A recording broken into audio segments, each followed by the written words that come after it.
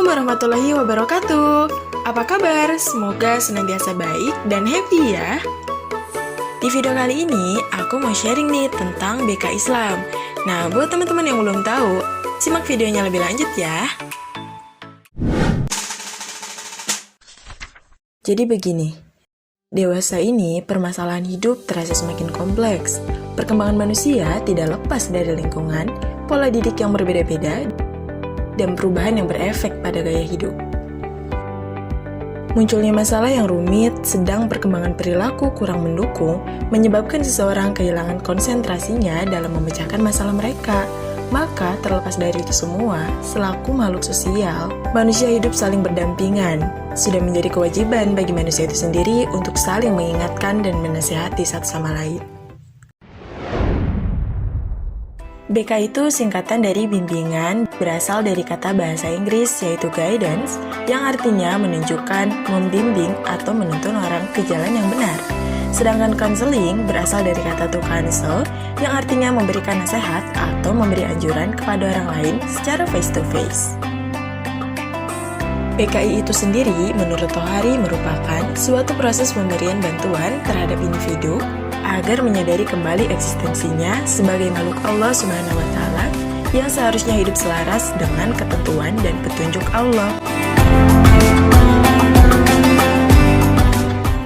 Dalam Seminar Nasional Bimbingan Konseling Islam 1, mendefinisikan BKI itu sebagai proses bimbingan dan konseling yang dilakukan mendasar pada ajaran Islam untuk membantu individu yang mempunyai masalah agar mencapai kebahagiaan di dunia dan di akhirat. Adapun untuk subjek utamanya yaitu mereka yang membutuhkan layanan bimbingan atau konseling. Pembimbingnya adalah konselor itu sendiri atau orang yang ahli dan memiliki kewenangan seperti psikologi, ahli pendidikan, ahli agama Islam, dokter, dan pekerja sosial.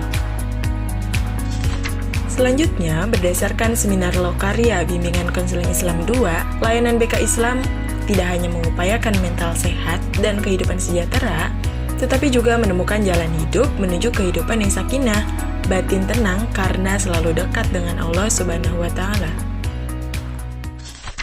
Sasaran dari BKI yaitu membantu mengembangkan fitrah atau potensi jasmani, rohani, nafs, dan iman, serta membantu manusia untuk dapat memecahkan masalah kehidupan agar dapat mencapai kemajuan.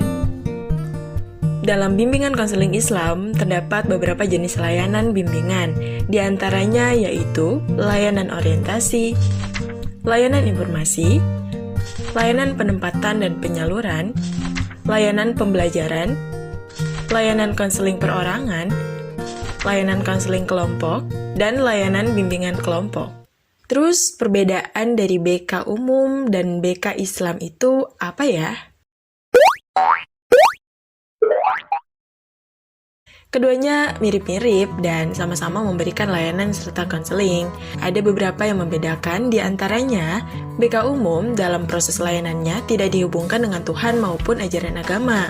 Sedangkan BK Islam di dalam layanannya menganggap aktivitas layanan itu suatu ibadah kepada Allah Subhanahu wa Ta'ala dan proses layanannya juga dianggap membantu orang lain. BK umum dalam landasan keilmuannya secara umum mengacu kepada filsafat, sedangkan BK Islam dalam landasan keilmuannya tidak hanya mengacu pada landasan yang bersifat filsafat dan keilmuan, tetapi juga mengacu kepada dua sumber utama dalam Islam, yaitu Al-Quran dan As-Sunnah. Dalam konsep pelayanannya, BK umum tidak membahas masalah kehidupan setelah mati, sedangkan BK Islam meyakini dan membahas adanya kehidupan setelah mati.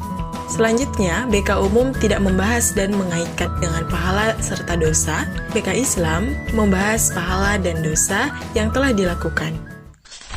Nah, sekarang sudah tahu kan apa itu BK Islam? BK Islam itu isinya mencakup hal-hal yang berkaitan dengan kebutuhan individu yang sedang menghadapi masalah berupa kebutuhan jasmani serta rohani untuk mencapai kebahagiaan di dunia dan di akhirat.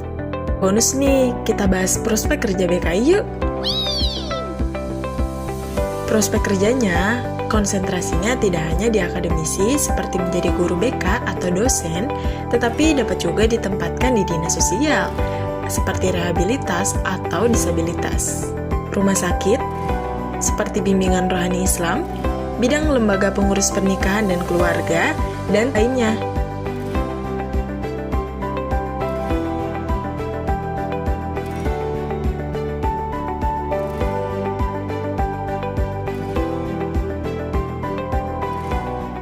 Sekian sharing informatif by Naj. Sampai ketemu di video selanjutnya. Bye-bye.